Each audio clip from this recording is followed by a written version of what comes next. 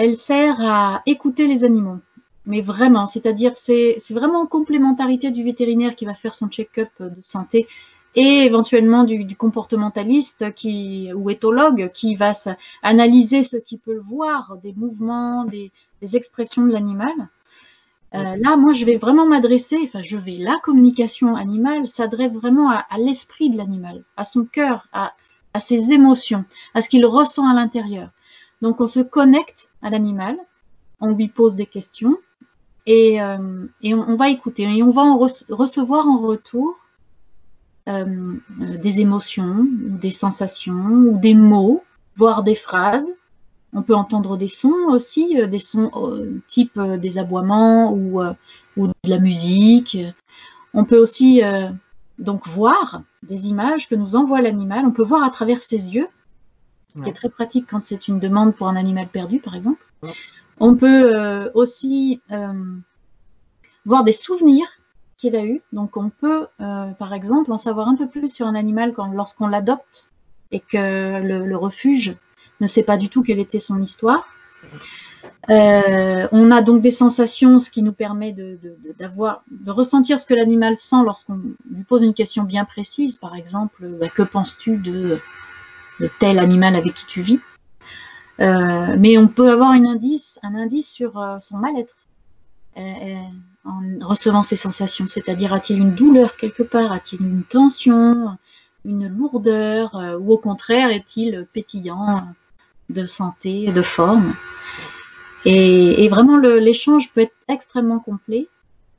On peut aussi, en fait, la révélation à chaque fois, parce que les gens font appel à des gens comme moi pour en savoir un peu plus sur ce que ressent l'animal ou ce qu'il pense de telle ou telle chose. Mais parfois, là où la surprise est énorme, c'est qu'ils se rendent compte à quel point leur animal les connaît par cœur.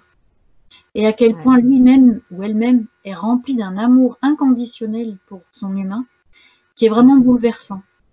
Il y a des moments où, moi, quand je suis connectée à l'animal, quand j'entends ce qu'il dit, ce qu'il ressent pour son humain, ça me fait pleurer, mais de beauté, c'est magnifique.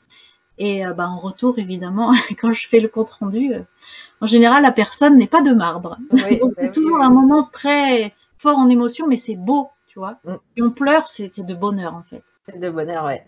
Et alors, est-ce que on pourrait envisager, est-ce que la communication animale peut servir aussi dans des cas d'animaux qui ont des réactions un petit peu peut-être violentes ou voilà.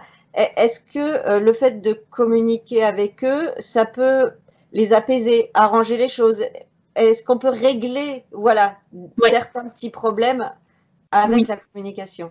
Oui, pas systématiquement, hein, attention, hein, je ne dis pas là que la communication animale est le remède à tout. Mais c'est comme une pièce du puzzle qui va aider l'ensemble à aller mieux. C'est-à-dire, tu parlais d'un animal, d'un comportement indésirable, par exemple, un chien un petit peu agressif, voilà. Agressif, voilà.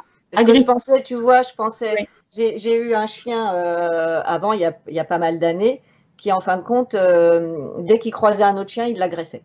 C'était systématique. D'accord. Alors, oui, au même titre, bon, peut-être qu'un comportementaliste canin aide dans ce genre de choses. D'ailleurs, même si on fait appel à eux pour ça. Et moi, j'encourage à faire appel aux vétérinaires, aux comportementalistes, vraiment parce qu'on est juste complémentaires. C'est-à-dire que mon action à moi, elle va être surtout à distance. Je vais me connecter à l'animal, je vais l'écouter. Et là, déjà, de toute façon, ça leur fait un bien fou. Ils se sentent enfin entendus. Parce que les animaux, figure-toi Isabelle, et figurez-vous ceux et celles qui nous écoutent, les animaux sont en permanence en train de nous envoyer des infos. Ils nous parlent en permanence. Mais nous, on est un peu handicapés parce qu'on est feutré, enveloppé dans notre état d'être habituel d'humain, dans notre société humaine où on fait marcher le mental à fond. Et donc, c'est comme si on était aveugle et sourd à la communication que l'animal envoie vers nous. Ce qui fait que, ne serait-ce que savoir que son humain m'envoie pour l'écouter, déjà, il y en a à qui ça change la vie. Parce qu'ils se disent, enfin, je vais pouvoir être entendu. Ensuite, effectivement, il va m'expliquer pourquoi est-ce que, par exemple, je rencontre un chien et je veux lui foncer dessus. Il va me donner son point de vue, qui peut être totalement révélateur Là où, par exemple, bon, dans la plupart du temps, le comportementaliste canin, il saura vous expliquer. Mais parfois, il ne trouve pas. Donc, c'est là où la communication animale est intéressante. Et d'ailleurs, moi, j'ai des comportementalistes canins avec qui je travaille, comme des vétérinaires aussi avec qui je travaille. Voilà, ils font appel à moi en disant, bon là, j'avoue que il y a un truc que je ne comprends pas chez ce chien. Est-ce que via la communication animale, on ne pourrait pas lui demander? Voilà. Donc, ça nous donne toujours l'éclairage du chien qui, au final, on devrait, même à terme, on devrait faire ça systématiquement. Parce que, voilà, l'interroger quand même le principal intéressé, et ça reste logique. Tout à fait. Voilà. Donc, être écouté, pouvoir exprimer ce qu'il ressent dans telle ou telle situation que nous considérons, nous humains, comme indésirable. Et puis lui demander ce qu'on peut faire pour l'aider dans ce cas-là.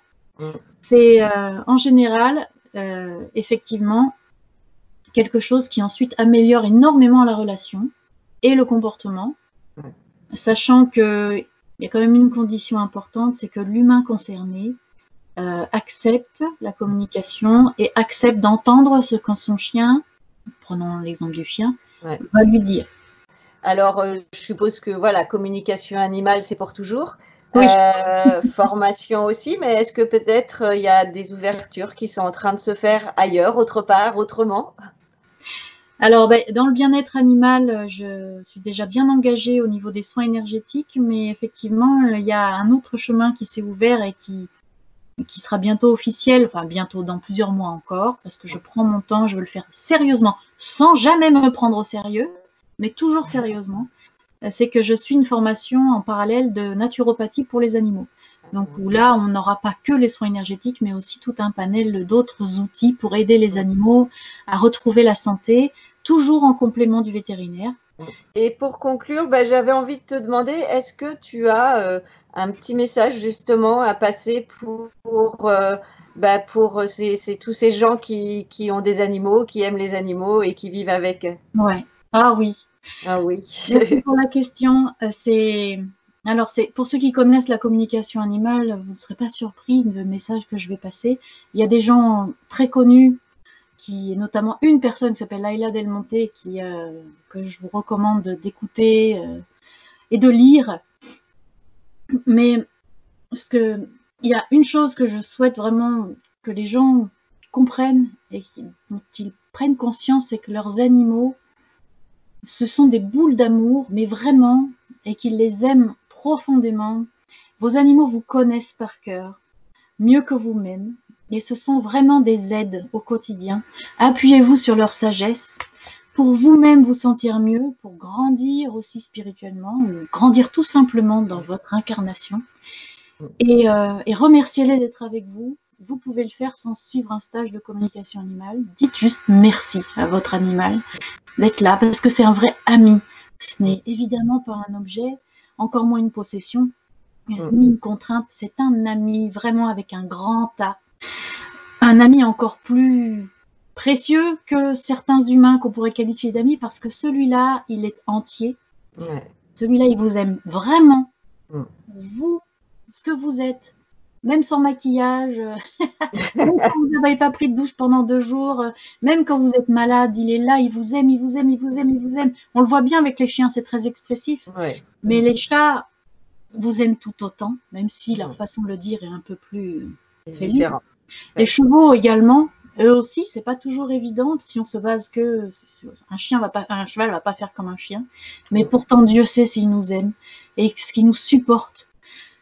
Et vraiment, si vous êtes intéressé par la communication animale, pour moi, c'est déjà énorme parce que ça veut dire que vous ressentez cet amour pour les animaux et que vous êtes prêt à les entendre. Ils sont là pour nous accompagner, vraiment. Pour moi, ce sont des guides dans leur incarnation avec nous maintenant et même après. Parce que on peut communiquer avec nos amis animaux, même lorsqu'ils ont quitté leur corps. Et ça, je vous assure que c'est une expérience qui change radicalement notre façon de voir les choses et qui nous apaise énormément.